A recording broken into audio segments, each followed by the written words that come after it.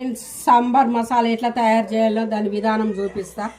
Half cup మినపప్పు, half cup శనగపప్పు, ముప్పావు కప్పు కందిపప్పు, 1 కప్పు నిండా పొట్టిమిర్చి, హాఫ్ కప్పు కరివేపాకు, 3 స్పూన్ల బియ్యము, స్పూను జీలకర్ర, హాఫ్ స్పూను మెంతులు, హాఫ్ స్పూను మిరియాలు, హాఫ్ స్పూను ఇంగువ, హాఫ్ స్పూను కందిపప్పు, శనగపప్పు, మినపప్పు, కొద్దిగా 2 స్పూన్ల బియ్యం వేసి ఇట్లా దోరగా ఎంపుకొని పక్కన తీసి పెట్టుకోవాలి. ఇట్లా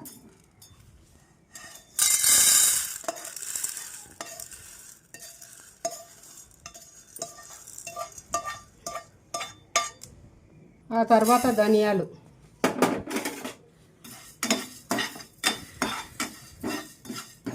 ఒక స్పూను జీలకర్ర,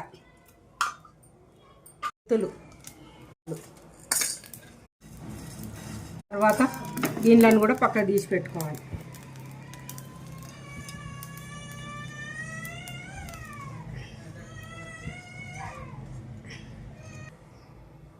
దాల్చిన చెక్క ఒక 2 చిన్నవి, ఆ తర్వాత పచ్చిమిర్చి, కరివేపాకు వేసుకోవాలి. దీన్ని కూడా మంచిగా ఎంపుకోవాలి. ఇట్లా ఎక్కువ మాడనియద్దు, మాడితే నల్లగా అవుతుంది పౌడరు. మంచిగా దూరగా ఇట్లా ఎంపుకోవాలి. దగ్గర వేసుకోవాలి. ఇవన్నీ వేసుకొని ఇట్లా అన్నీ మంచిగా ఎర్రగా వరకు ఎంపుకోవాలి.